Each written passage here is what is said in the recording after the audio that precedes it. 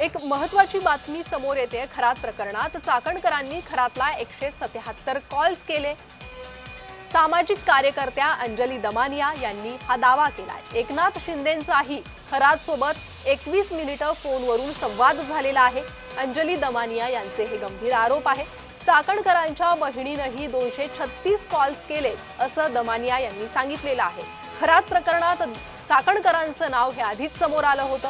सुषमा अंधारे, अंजली दमानिया यांच्याकडून वारंवार त्यांच्या चौकशीची मागणी करण्यात आलेली आहे आणि आता पुन्हा एकदा दमानिया यांनी हा मोठा दावा केलेला आहे। चाकणकरांनी खरातला 177 कॉल्स केले होते अशी माहिती त्या देत आहेत।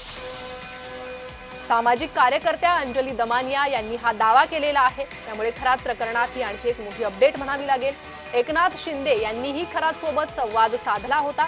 21 मिनिटं संवाद साधला होता असं त्या सांगतायत। अंजली दमानिया यांचे हे गंभीर आरोप चाकणकर यांच्यासोबत उपमुख्यमंत्र्यांवर त्यांनी आरोप केले।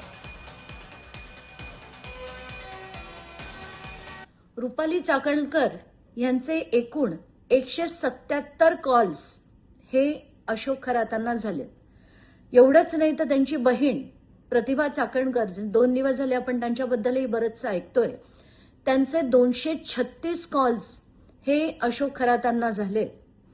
पण आता मी जे नाव घेणार आहे त्यांचे नुसतेच आपण फोटो बघितले होते आणि व्हिडिओज बघितले होते, पण आत्ताचे महाराष्ट्राचे उपमुख्यमंत्री एकनाथ शिंदे यांचे तब्बल 17 कॉल्स हे अशोक खरातांना नॉर्मल सेलफोनवरनं झाले होते।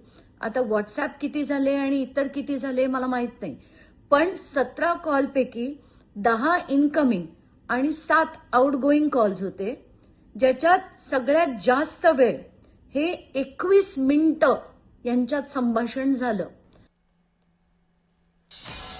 तर मोठा आरोप करतायत अंजली दमानिया। चाकणकरांचं नाव तर होतंच, मात्र अंजली दमानिया यांनी आता उपमुख्यमंत्री एकनाथ शिंदे यांच्या कॉल रेकॉर्ड्स बद्दल भाष्य केलेलं आहे।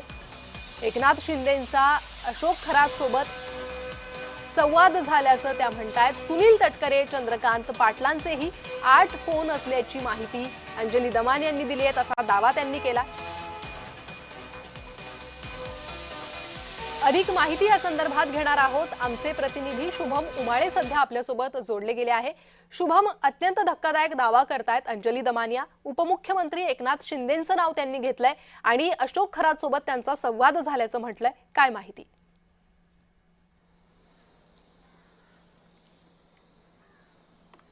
प्रणिता, खरं तर अशोक खरात प्रकरण हे मागील महिनाभरापासून सर्व महाराष्ट्र नाही तर सर्व देश बघत आहे आणि अशामध्येच आता एक नवी अपडेट समोर येताना दिसून येत आहे, जी अंजली दमानिया यांनी आणलेली आहे। खरं तर अंजली दमानिया यांचे जे सूत्र आहेत ते अशी सूत्र आहेत की थेट सरकारच्या पायाखालची माती देखील जी आहे ती अनेकदा सरकत असते आणि अशामध्येच आता अंजली दमानिया यांनी अशोक खरात प्रकरणात अधिकची माहिती आणली आहे आणि या अधिकच्या असलेल्या माहितीमध्ये अनेक बडे नावं जी आहेत ती सध्या समोर आलेली आहेत आणि त्यामध्ये प्रामुख्याने बघायला गेलं तर रुपाली चाकणकर यांच्याबद्दल वक्तव्य आहे।